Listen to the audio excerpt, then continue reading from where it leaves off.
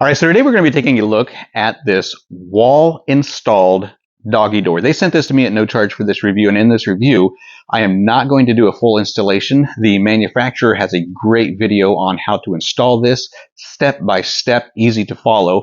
What I want to show you today is what you get in the box, and I want to talk through some of the installation steps just so that you're fully aware before you make the purchase. So you've got the doggy door, and you also have sheetrock screws for your interior door, and then you also have these toggle bolts, which is going to be for your exterior door. So you're going to have one side that you are going to install on the outside of your wall, and then you're going to have one that you're going to install on your inside wall. So if you are installing this maybe from a garage to your house, or maybe from the outside to inside the garage, you're going to have one panel that's going to be installed outside and then another panel that's going to be installed inside. And I think some important things to note about that installation is what size of wall will this fit? So when these two are together, then you're going to have an opening of about 4 inches. And so your wall at its smallest point can be 4 inches between the interior and the exterior wall. And then if you needed to expand that just a little bit, then you're going to get yourself a couple more inches there and have 6 1/4 inches that you are able to install the interior and exterior, or have that distance between the interior and exterior wall at approximately 6 1/4 inches. So when it comes to the installation, the first thing that you want to do is find where you want to install it on your wall.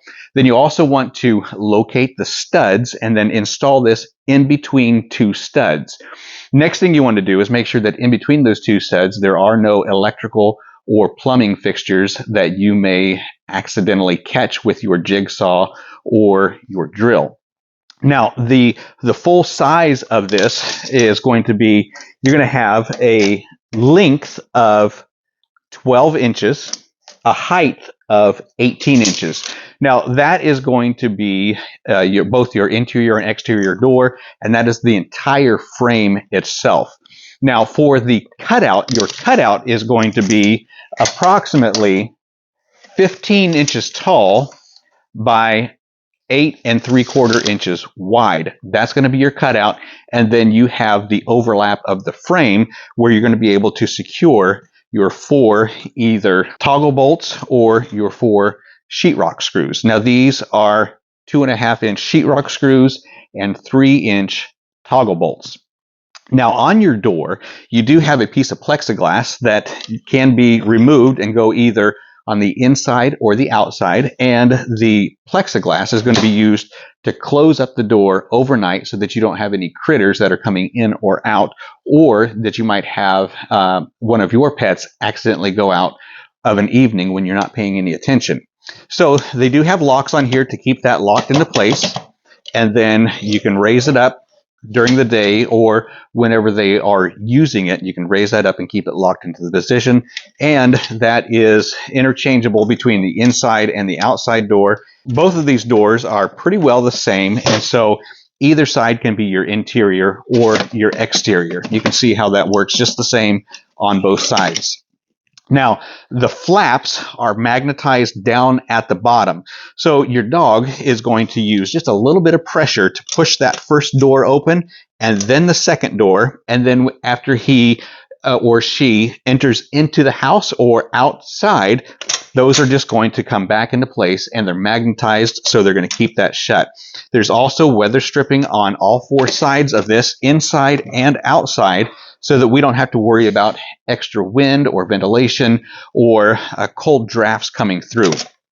And so you got that there, and they secure very, very nicely. Now, you do have a couple of templates that you need to really pay attention to, and this is going to be your exterior door template.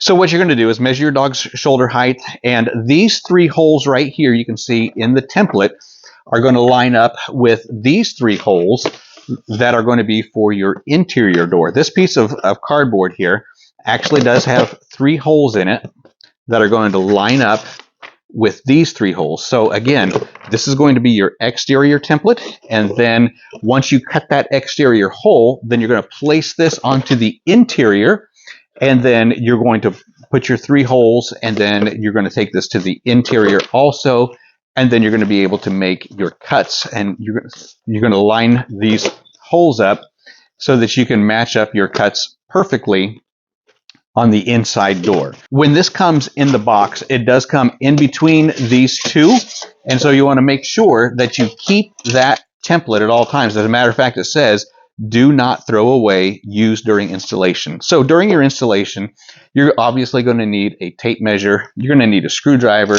you're going to need a jigsaw, a drill, and then some scissors to cut your template. You're also going to need a level, maybe a tri-square, something so that you can make a straight line. But these are super nice. I think that you're really going to be pleased with it. So the installation is going to take a little bit of time because you are making an exterior cut and an interior cut. So what I would do is make sure that I have plenty of time in my day to make sure that both sides are installed so that I'm not having any openings in my garage or my walls or in my doors, so that we can get everything secure, buttoned up, and my dog can start using it right away.